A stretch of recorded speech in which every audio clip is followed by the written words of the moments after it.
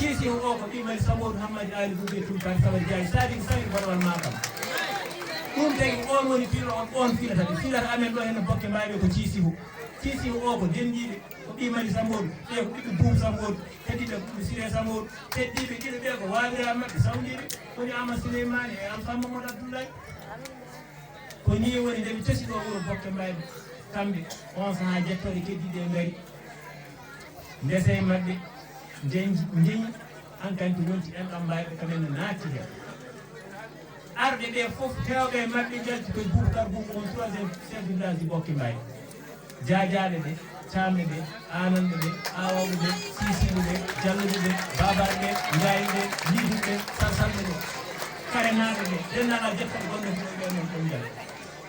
omon troisiéme chef du village du Boké Mbaybé wadde Boké Mbaybé desosa ha toni joni en yaari e sappo e joyi chef de village ɗum ɗon noon ko Allah waɗiri hono ni kala gonɗo ɗo e nder Boké Mbaybé ina yiito hoore muɗum to wiyama Boké Mbaybé saabu so jii wuro ngo wiyama Boké Mbaybé ko wonde ko ɓen ɗon tosi wuro ngo heddiɓe ngari tawtiɓe kadi ɓe ndendi wuro ngo ɓe jiidi fofof dolɗe enɗam e fof fof woni ko gotum ɗum noon ko raɓɓikinade mbiɗen en mbawa haaldude fof saabu ta o ina raɓɓiɗi kadi won jokkoyoɓe to woɗɗi hade wonde lor ɗum noon en darɗikinima ɗo kadi ko wona ɗum ko en jetti dendagal Boké Mbaybé naɓe fof walluɓe meɗen ha mbaɗen organisé oɗo troisiéme édition wonɓe wuuro e wonɓe ladde rewɓe e worɓe dendagal mo ganduɗa arɓe ene ummi to goɗɗi tampireji men guila hecce ga hanki ene gari ene tampi e lawol ɓen fof yo Allah yoɓɓe moƴƴen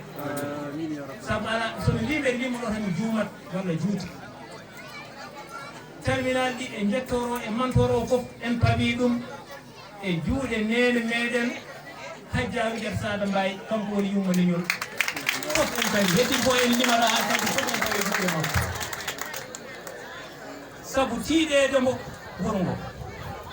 kuppude mo biye makko gila faray so wara ha ɗo wona hunde wemde e ɓiɓɓe limani ɓe kamen ne naati hen saabu en mbawa limde saabu tinniɓe e fedde ɓe ene keewi limotako aɓe keewi limotako so mimɓe limoɗo tan juumat jettoram keddiɗo ko ceerno Muniru Ba nanɗo ko haali Qur'anil Karim ko denɗo deftere Allah nde ɗum noon hewɓe ganda kamɓe ko denɗo deftere Allah nde denɗo deftere Allah nde kay sosi ndeɗo fedde Jokkere enɗam